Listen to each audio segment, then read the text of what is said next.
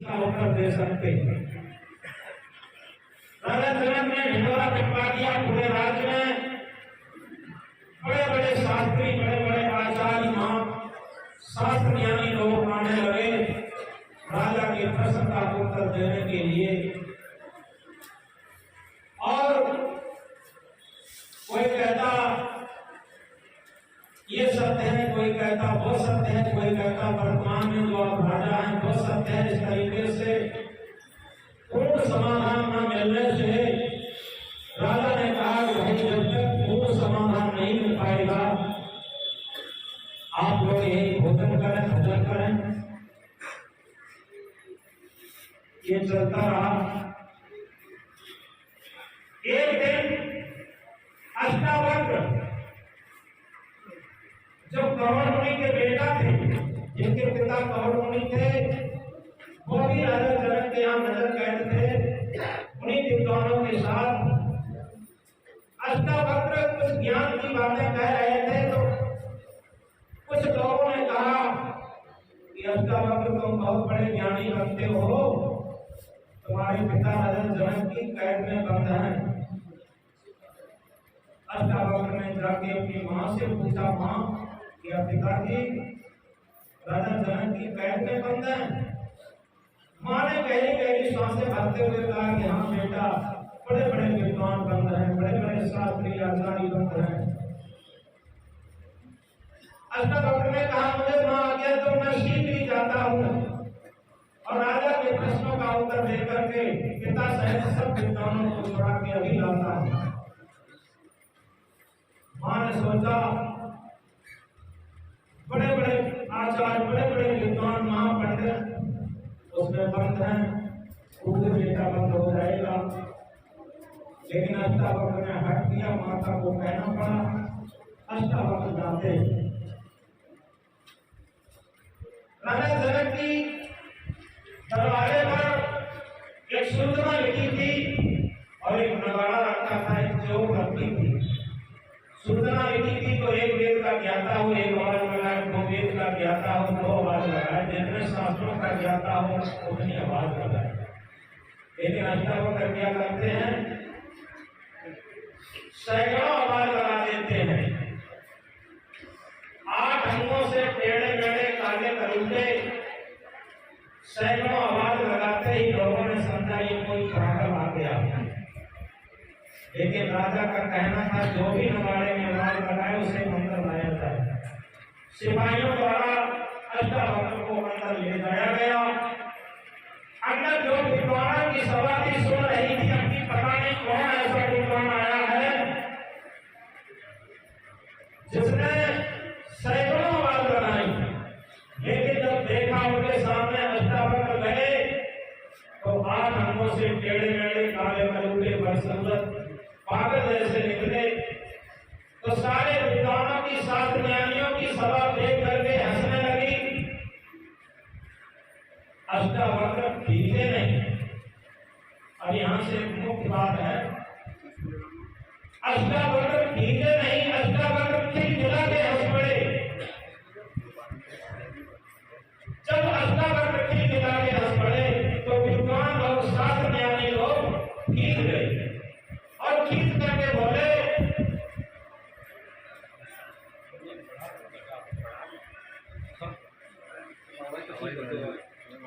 बोलो सतगुरु कबीर साहब की जय।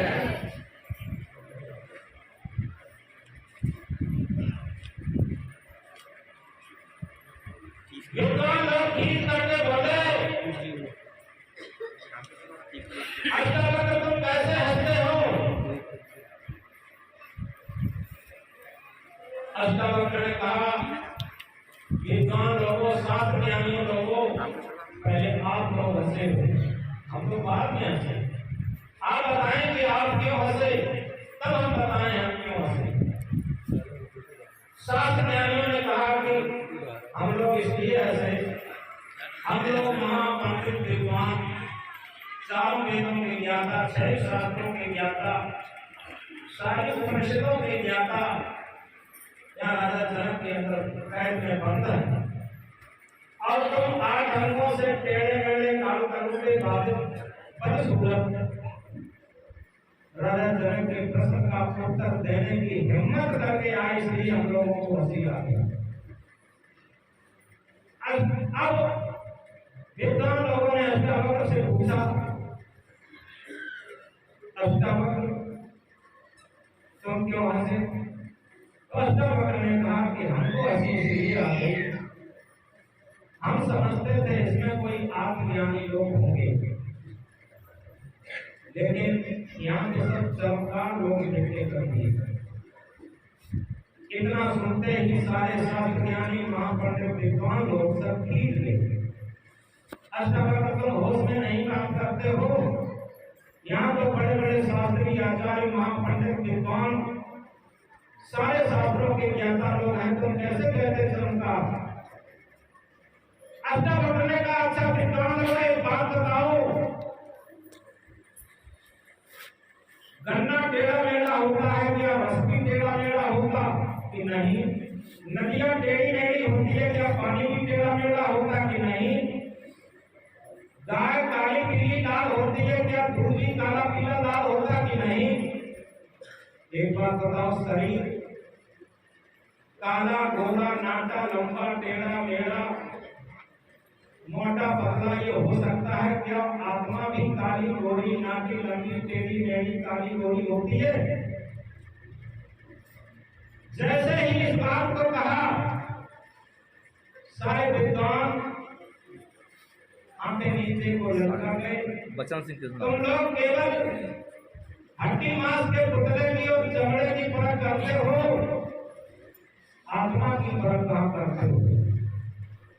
कोई व्यक्ति आता है तो उसे हम शारीरिक दृष्टि से देखते हैं, ये चित्रण ग्रंथ है, और उसे आत्मीयता की दृष्टि से देखते हैं, ये चिन्मयता चेतनता है। तो इस तरीके से इतनी बात होने के बाद अष्टावक्र ने राजा जनक को ललकारा, कहाँ है राजा जनक को, क्या है उसका क्वेश्चन, क्या है प्रश्न? राजा जनक ने भी समझा कि कोई बड़ा विद्वान आया है। राजा जनक ने प्रणाम करके और अपने सिंहासन पर आसन दिया और ये कहा, महाराज मेरा प्रश्न है कि हम सपने में सो गए थे, राजमहल में सपना देख रहे हैं, कभी भिक्षुक बन गए, दर की भिक्षा मांगी, भिक्षा में माताओं ने कुछ दाल चावल दिया, हमने जंगल में जाकर खिचड़ी पकाई, केले के पत्तों में ठंडी कर रहे थे, तब तक जंगली भैंसे आए, खिचड़ी को रौंदा, हमें भी रौंदा। उस घबराहट में हम चाह गए तो देखते क्या है, राजमहल में सोने के पलंग पर लेटे हुए हैं। अब मेरा प्रश्न यह है कि हम वर्तमान में एक राजा है, राजमहल में सिंहासन पर बैठे हुए हैं, ये सब है, यह सपने में जो दर की भिक्षा मांग रहे थे, भिक्षुक थे, ये सब थे। अष्टावक्र ने कहा, ठीक है, आपका प्रश्न तो समझ में आ गया, लेकिन इस प्रश्न के उत्तर के बदले में आप दक्षिणा में क्या दे रहे हैं? राजा जनक ने कहा, हम अपना आधा राज दे रहे हैं इस उत्तर के बदले में। अष्टावक्र ने कहा, राजन होश में आओ, ये राज तुम्हारा नहीं है, ये राज तुम्हारे प्रभुओं से उत्तराधिकार में तुम्हें मिला है, और तुम्हारी बात तुम्हारे उत्तराधिकारी ले लेंगे। इस राज्य में तुम्हारा कुछ नहीं है, ये प्रश्न तुम्हारा है, तुम अपनी वस्तु। अब राजा जनक विचार करने लगा। सतगुरु कबीर साहब कहते हैं, करो विचार जो सब तुझ जाए। अगर वास्तव में हम सही तरीके से विचार करते हैं तो सारे दुखों से, सारे बंधनों से छूटते हैं। राजा विचार करने लगा, उसका इसी के साथ अहंकार भी करने लगा। अब सोचता है कि जो मेरे पास रहता है उसी का तो अहंकार रहता। राजा जनक विचार करके कहता है कि जब राज मेरा नहीं है तो आपको मैं अपना राज कोष देगा।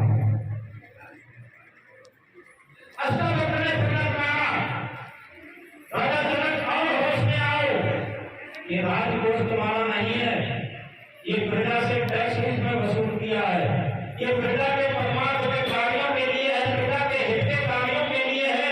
ये जगत तुम्हारी एक पारी नहीं है, तुम अपनी चीज लो, ये प्रश्न तुम्हारा है। इतनी बात सुनते ही राजा जनक का और अहंकार गला। जब राज भी मेरा नहीं, राजकोष भी मेरा नहीं, इन्हीं चीजों का तो हमें अहंकार होता है। अब राजा विचार करने लगा और इसी के साथ अहंकार बढ़ता जा रहा है। राजा जनक ने विचार करके कहा, जब राज भी मेरा नहीं, राजकोष भी मेरा नहीं, अब मेरे पास क्या रहा, मेरा शरीर बचा। और जब अहंकार बढ़ता है, राजा जनक कहता है, गुरुदेव अब मेरे पास मेरा शरीर बचा है, मैं आपके श्री चरणों में अपना शरीर अर्पण कर रहा हूं। अष्टावक्र फिर बताते हैं, राजा जनक और होश में आ, ये शरीर मेरा नहीं है, ये प्रकृति का है, ये 5 तत्वों का है, इसीलिए शिव रूप में था। तेरे में चाहने पर किशोरावस्था में बदल गया, बहुत सुंदर दिखता था, और इसके बाद जवानी में बदल गया, इसके बाद अधेड़ अवस्था में बदल गया, इसके बाद वृद्धा और जर्जर में बदल जाता है, इसके बाद मृत्यु में बदल जाता है।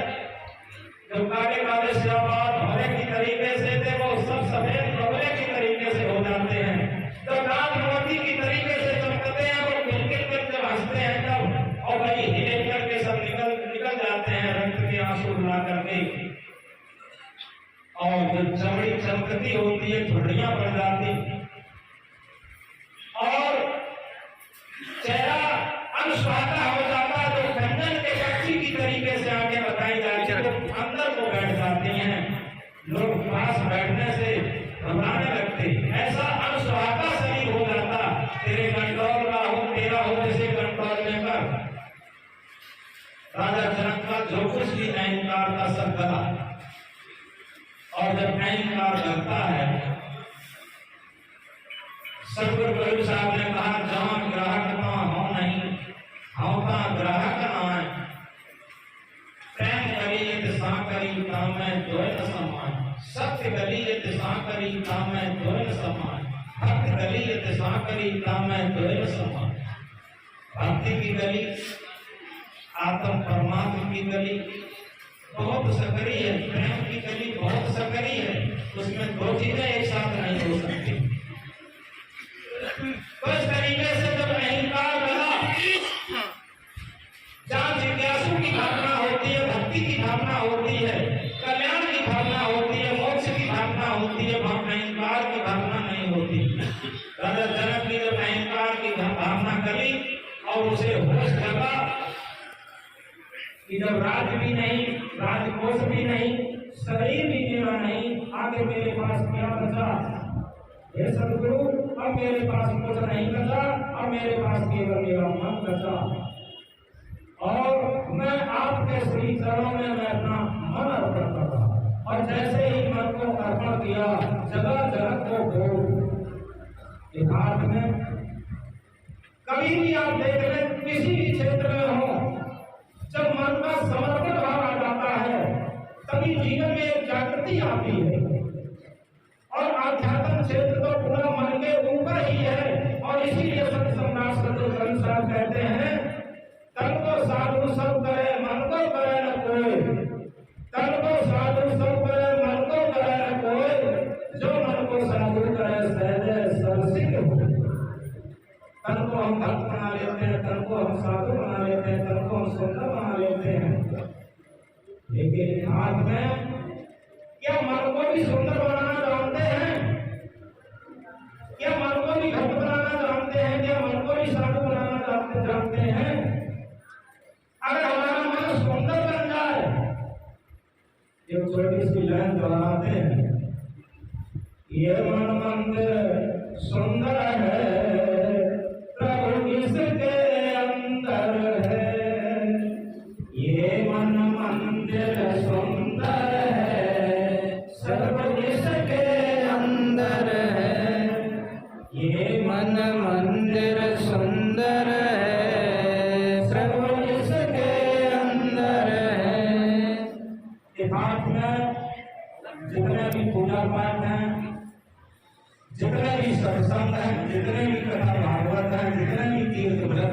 पीछे प्राप्त रखिए। वो केवल एक ही बात के लिए है कि हमारा मन मंदिर सुंदर हो, हमारा ये मन निर्मल हो। रामायण ने लिखा है, निर्मल मन सोई जन मोहि पावा, मोहि कपट छल सिद्ध न भावा। सतगुरु कबीर देव कहते हैं, कबीर मन निर्मल भया जैसे गंगा नीर, कबीर मन निर्मल भया जैसे गंगा नीर, कीचड़ कीचड़ हर कहें कबीर कबीर। यथार्थ में जितने भी सत्संग के सूत्र हैं, शास्त्रों के सूत्र हैं, वो केवल एक ही बात के लिए है कि मन निर्मल बनाने के लिए, मन पवित्र बनाने के लिए, मन भक्त बनाने के लिए, मन को ज्ञानी बनाने के लिए। तो जैसे ही राजा जनक ने अपना मन अर्पण किया, जगत जनक को भोग और अष्टावक्र ने अपना वरदहस्त उसके सर पर रखा और कहा, राजा जनक तुम्हारा प्रश्न था कि हम वर्तमान में राजमहल में सोने के सिंहासन पर बैठे ये सत्य है, या सपने में दरदर की भिक्षा मांग रहे थे ये सत्य है। इसका उत्तर समझे, वो एक छोटा सपना होता है जो रात्रि में देखते हैं, वो भी झूठा है। और जो राज सिंहासन पर बैठे हो, ये जन्म से लेकर मृत्यु तक ये बड़ा सपना है, ये भी सपना है, झूठा है। ये दोनों सपने झूठे हैं।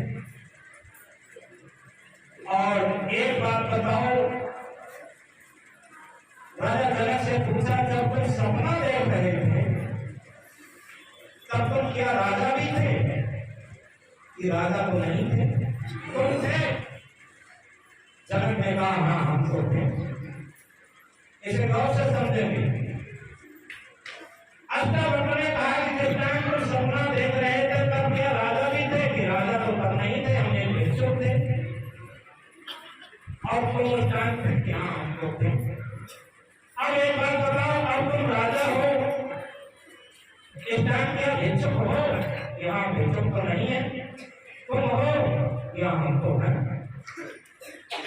अष्टावक्र ने कहा, देखो जब तुम सपना देख रहे थे तब राजा नहीं थे, लेकिन उस टाइम भी तुम थे और अब राजा हो। और ये बड़ा सपना देख रहे हो जन्म से लेकर मृत्यु काल तक, लेकिन अब भिक्षुक नहीं हो, लेकिन इस टाइम भी तुम हो।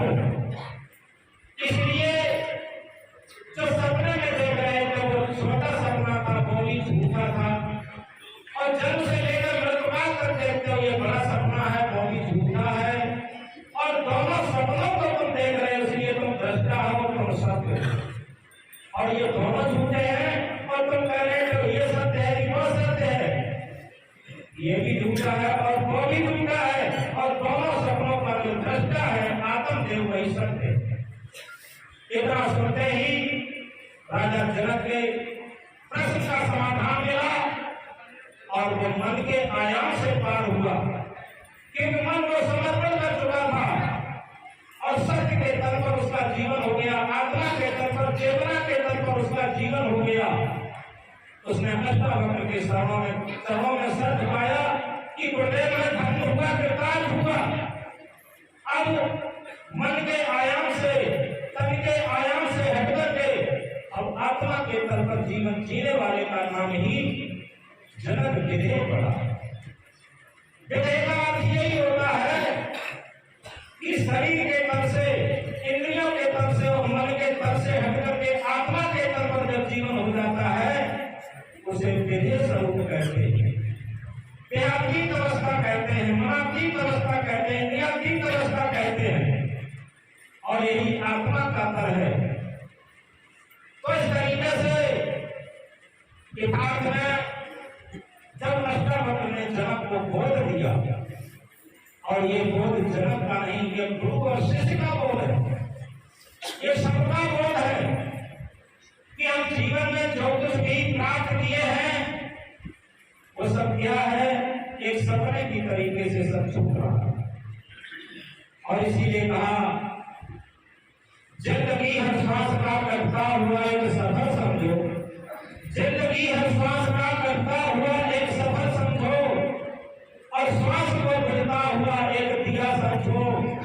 न मौजों में बहको न ऐसों में गुजरो ऐ दोस्त, शरीर को काल का किराए पर दिया कब सपना यह संसार लागता आएंगे, सपना यह संसार